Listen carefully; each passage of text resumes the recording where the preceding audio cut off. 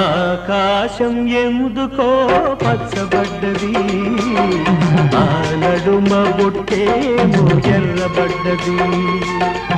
ఆకాశం ఎందుకో పచ్చబడ్డది, ఆ నడుమ బొట్టేమో ఎర్రబడ్డది.